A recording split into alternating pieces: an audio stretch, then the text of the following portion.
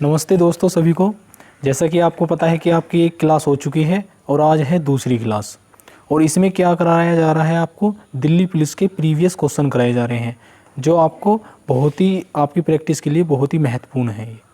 तो देखिए, पहला क्वेश्चन है जो आज का, एक महिला को मंदिर तक पैदल जाने में और वहाँ से सवारी वापस आने में 3 घंटे 20 मिनट का समय लगता है। यदि वह दोनों ओर के लिए सवारी का प्रयोग करती है तो उसे 2 घंटे कम समय लगता है।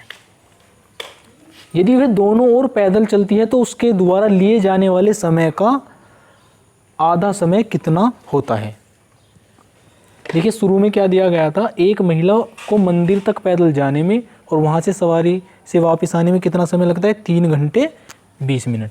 तो देखिए, पैदल जाने में और सवारी से वापस आने में टोटल कितना समय लगा, 3 घंटे 20 मिनट। यदि वह दोनों ओर के लिए सवारी का प्रयोग करती है तो उसे 2 घंटे कम समय लगता है। तो दोनों तरफ सवारी का प्रयोग करती है महिला तो उसे 2 घंटे कम लगते हैं। तो शुरू में कितने लग रहे थे, 3 घंटे 20 मिनट। 2 घंटे कम होंगे तो कितने होंगे, वो 1 घंटा 20 मिनट। दोनों ओर अगर वो सवारी से चलती है तो उसे कितना समय लगता है, 1 घंटा 20 मिनट। जो पहले वाला समय है उससे 2 घंटे कम। अब देखिए, एक तरफ से सवारी से जाती है वो, तो महिला को कितना समय लगेगा। तो देखिए यहाँ ये टोटल कितना है, 1 घंटा 20 मिनट, मतलब टोटल कितनी हुई, 80 मिनट। और 80 मिनट का आधा कितना होगा, 40 मिनट। तो एक तरफ से सवारी से जाने में उसे कितना समय लगता है, 40 मिनट। और देखिए, हमें काटना है पैदल जाने में महिला को मंदिर जाने में कितना समय लगता है। सवारी से जाने में 40 मिनट लगते हैं। तो यहाँ देखिए, पैदल और सवारी का समय कितना है, 3 घंटे 20 मिनट। और इसमें से इसे घटा दीजिए तो पैदल का समय आ जाएगा, पैदल से जाने में कितना समय लगता है। तो देखिए, यहाँ से इसे 3 घंटे 20 मिनट में से 40 मिनट घटानी है। तो देखिए, 3 घंटे 20 मिनट है, इस तरफ 1 घंटे ट्रांसफ़र करो तुम, तो कितने हो जाएंगे, 2 घंटे 80 मिनट लिख सकते हैं। और इसमें से 40 मिनट गए तो कितने बचे, 2 घंटे 40 मिनट। तो एक तरफ पैदल जाने में कितना समय लग रहा है, 2 घंटे 40 मिनट। तो दोनों तरफ पैदल जाने में कितना समय लगेगा,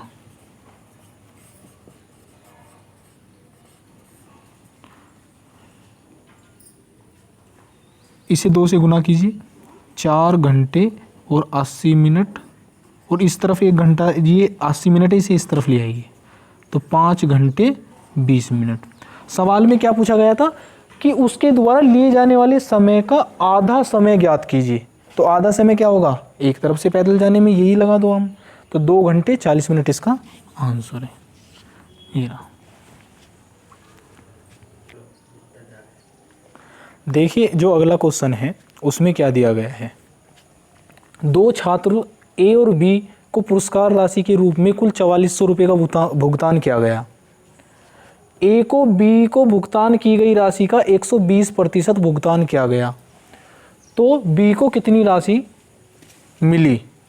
देखिए, ए और बी 2 छात्र हैं, उन्हें कितने टोटल रुपए मिले, 4400 रुपये। ए को जो राशि मिली है वो बी का 120% है। तो आपको बताना है कि बी को कितनी राशि मिली। तो देखिए, ए और बी को टोटल कितनी पुरस्कार राशि मिली, 4400 रुपये। यदि ए को बी को की गई राशि का 120% है, तो अब हमें बताना है कि बी को कितनी राशि मिली। ये डाटा दिया गया है इतना। तो देखिए, ए अपॉन बी बराबर 120/100, प्रतिशत का मतलब ही 1/100 होगा। तो इससे ये कैंसिल, तो यहाँ कितना आ गया, 6/5। तो ए को कितनी राशि मिली, 6 यूनिट, और बी को कितनी, 5 यूनिट। इसे रेशो भी कह सकते हैं हम, और या यूनिट में आप ट्रांसफ़र कर दीजिए इसे। तो देखिए, ए को 6 मिली और बी को कितनी, 5, और टोटल राशि कितनी है, 4400 रुपये। तो यहाँ टोटल राशि कितनी है, 6 और 5 11 यूनिट। 11 यूनिट बराबर किसके है, 4400 रुपये के। तो 1 यूनिट की वैल्यू कितनी होगी? 400 रुपये। अगर हमें 1 यूनिट की वैल्यू 400 रुपये मिल गई तो हम किसी की भी निकाल सकते हैं। 1 यूनिट बराबर 400 रुपये के, तो बी ए की राशि कितनी है? 400 से गुना कीजिए, 2400 रुपये। और बी की कितनी राशि है? 400 से गुना कीजिए, 2000 रुपये। और यही पूछा है कि बी को कितनी भुगतान की गई राशि, तो बी को कितनी गई? 2000 रुपये। ये हमारा आंसर है, बी ऑप्शन। अब देखिए तीसरा क्वेश्चन क्या है। तीसरे क्वेश्चन में क्या दिया गया है? एक व्यक्ति अपनी मासिक आय का 22% घर के किराए पर और 40% घरेलू खर्चों पर और राशन पर खर्च करता है, और शेष आय का 50% बच्चों की शिक्षा और अन्य मदों पर खर्च करता है। यदि उसकी मासिक बचत 3800 रुपये है तो शिक्षा और अन्य के मदों पर किया जाने वाला खर्च कितना है, ये आपको बताना है। देखिए कोई व्यक्ति है, उसकी कोई आय है, उसमें से उसका कुछ खर्चा है और उसकी कुछ शेष बचत भी है 3800 रुपये। तो आपको ये डाटा दिया गया है, आपको इसमें ये करना है कि शिक्षा और अन्य मदों पर उसने कितना खर्चा किया। देखिए बहुत ही सिंपल क्वेश्चन है, कोई ऐसी बात नहीं। हमें सबसे पहले क्या करना है कि ध्यान से क्वेश्चन पढ़ना है बस। एक व्यक्ति अपनी मासिक आय का 22% घर के किराए पर, तो देखिए हमने मान लिया कि 100 यूनिट है उसकी कोई आय, 100 यूनिट वैल्यू माननी। 22% घर के किराए पर, 40% घरेलू खर्चे पर, तो 22% घर के किराए पर और 40% घरेलू खर्चों पर और राशन पर, तो टोटल कितना हो गया? 62%। तो 100 में से 62% जा चुका उसका खर्चा, तो कितना बचा? 38 यूनिट। शेष आय का 50% बच्चों की शिक्षा और अन्य मदों पर खर्च करता है। शेष आय का, तो शेष आय कितनी बची है भाई? देखिए 38, क्योंकि 62 तो उनने यूनिट तो उनने खर्च कर दिया किराए पर और घरेलू खर्चों पर, तो अब 38 बचे। 38 शेष आय में से 50% उनने क्या करा? इसका 50% कितना होगा? 19। भाई 38 का 50% 19 ही तो होगा, 19 यूनिट। तो 38 में से 19 गए, कितने बचे? 19। तो अब हमें देखना है इसमें कि शेष मासिक बचत उस पर कितनी हुई? 3800 रुपये। तो 19 यूनिट की वैल्यू कितनी है?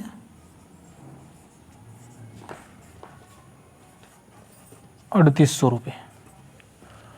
और देखिए इसमें पूछा है कि शिक्षा और अन्य मदों पर खर्च की जाने वाली राशि कितनी है, और शिक्षा और अन्य पर कितनी करी गई थी? ये 19 यूनिट। तो 19 यूनिट बराबर 3800 के, तो ये तो सिंपल ये हो ही गया क्वेश्चन कि 19 यूनिट की वैल्यू कितनी है? 38। जो 19 यूनिट किसको दर्शा रही है?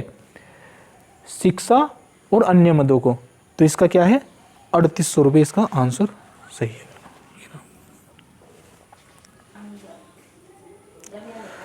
देखिए जो अगला क्वेश्चन है उसमें क्या दिया गया है? वह छोटी से छोटी कौन सी संख्या है जिसे 3432 में जोड़ने पर, 3432 में जोड़ने पर प्राप्त योगफल 10, 5, 4 और 2 से पूर्णतः विभाजित हो जाए। देखिए ये बताना है कि 10 से, 5 से, 4 से और 2 से पूर्णतः विभाजित हो जाए। कौन सी संख्या? ये वाली 3432। तो और इस संख्या में क्या जोड़े? ये पूर्णतः विभाजित हो जाए। तो देखिए 10 कौन सी संख्या है? वो 3432 संख्या। इसमें क्या जोड़ा जाए? जो ये 10 से, 5 से, 4 से और 2 से पूर्णतः विभाजित हो जाए। तो इसका हम एलसीएम लेंगे इन संख्याओं का। किनका? 10 का, 5 का, 4 का और 2 का। 10, 5, 4 और 2 का एलसीएम कितना होगा? 20। हम इनसे ना विभाजित करके अलग अलग हम क्या लेंगे? इनका एलसीएम। एलसीएम कितना आया? 20। तो 20 से विभाजित कीजिए इस संख्या को। तो देखिए 20 से जब हम विभाजित करेंगे इस संख्या को, तो 20 से कम 20, कितना शेष बचा? 4, 3, 1, 14, 3 और 20 सत्ते 140, कितना? 3 और ये 2। 20 से कम 20, तो कितना बचा? 12। अब देखिए करना क्या है हमें, शेषफल कितना बचा 12। अगर हम 12 में 8 कौन सी संख्या ऐड कर दी जो 20 से पूर्णतः विभाजित हो जा, डिवाइड हो जा, तो देखिए जो 12 एक्स्ट्रा बचा है 3432 में, तो ऐसी क्या संख्या जोड़ें इसमें जो हमारा 20 से विभाजित हो जा। तो क्या जोड़ेंगे हम 12 में 8। अगर जो हम 8 जोड़ दें तो ये पूर्णतः विभाजित हो जाएगी इन संख्याओं से, क्योंकि वो 20 से विभाजित हो जाएगा। 12 8 20 और 20 से फिर ये विभाजित हो जाएगा पूर्णतः। तो कौन सा है इसका आंसर? इसका 4th आंसर हमारा बिल्कुल सही है। 8 आंसर इसका सही है। देखिए अगला क्वेश्चन क्या है। अगला क्वेश्चन आपका एवरेज से है, दिया गया है। आप देखिए पहले ध्यान से, देखिए 5 मित्रों का औसत मासिक वेतन 62,000 रुपये है। 5 मित्रों में से एक सुरेंद्र की पदोन्नति होगी, मतलब पद बढ़ गया भाई उसका, ठीक है, तो उसके वेतन में वृद्धि हो गई। भाई पद बढ़ा तो वेतन भी बढ़ेगा। यदि उनके वेतनों का नया औसत, जो 5 मित्र है, एक की तो पदोन्नति होगी, रैंक बढ़ेगी, तो अब 5 का कितना हो गया वेतन? 64,250 रुपये। तो सुरेंद्र के मासिक वेतन में कितनी वृद्धि हुई ये बताना है हमें। देखिए जो 5 मित्र हैं, 5 मित्रों की औसत मासिक वेतन औसत कितना है? 62,000 रुपये।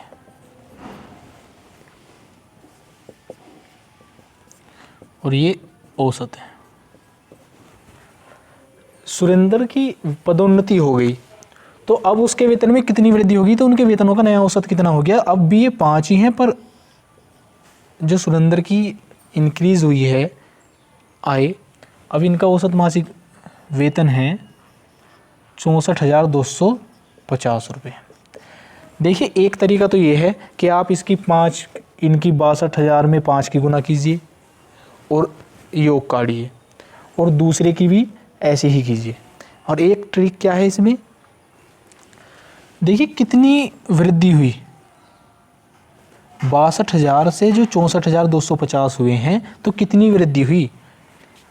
2250 रुपये की। भाई 2250 रुपये की तो वृद्धि हुई एवरेज में। और कितनी जगह हुई? 5 जगह। भाई 2250 रुपये, 2250 रुपये, 2250 रुपये, 5 जगह ऐसे ही तो बढ़े हैं। तो कितनी वृद्धि हुई? टोटल वृद्धि तो देखिए 5 जगह हुई, तो 2250 गुना 5, 0, 5 5 25 का 5, 2 हासिल, 5 दूनी 10 और 2 12, 2 1 हासिल, 5 दूनी 10 और 1 11। तो जो सुरेंद्र बाबू है ना, उनकी जो वृद्धि हुई है आय में, वो कितनी है? टोटल 11,250 रुपये। तो इसका आंसर क्या है? हमारा तीसरा आंसर बिल्कुल सही है। देखिए जो नेक्स्ट क्वेश्चन है दशमलव से रिलेटिव है, और ये क्वेश्चन भी बहुत ही हल्का होता है और एग्ज़ाम व्यू से आप इसे करने से इग्नोर करते हो। देखिए 0.529 और 2.01 का गुणनफल 1 से कितना अधिक होगा? ये हमारे ऑप्शन है। देखिए इनका और इसका, ये संख्या और ये संख्या का गुणनफल 1 से कितना अधिक होगा, तो हमें इसमें क्या करना है भाई? 0.529 और 2.01 इनका हम गुणनफल ही कर देते हैं।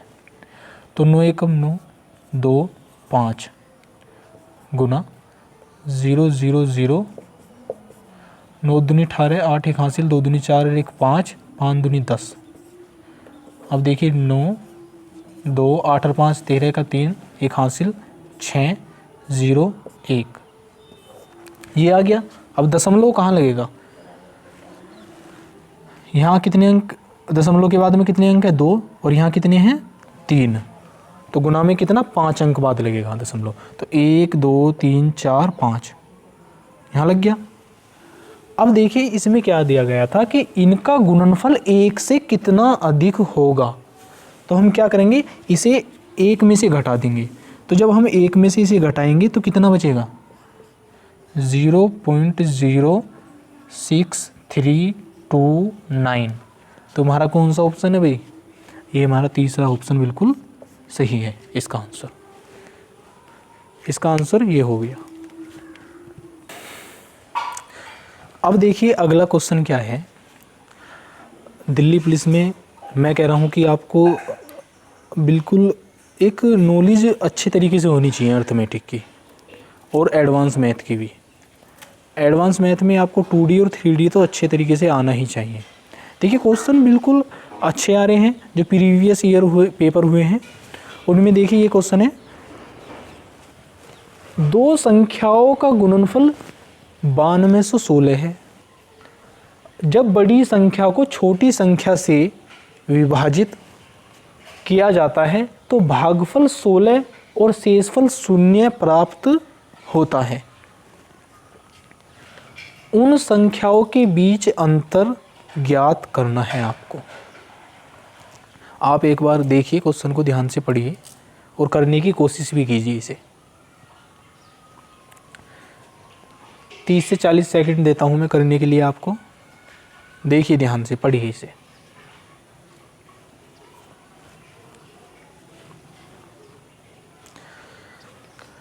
देखिए दो संख्याओं का गुणनफल कितना है? 9216। और जब बड़ी संख्या को छोटी संख्या से विभाजित किया जाता है तो भागफल 16। अब बड़ी संख्या, देखिए दो संख्या हमने x और y मान ली और इनका गुणनफल कितना है? 9216।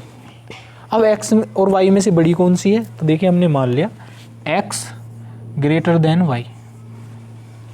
x बड़ी संख्या है और y छोटी संख्या है।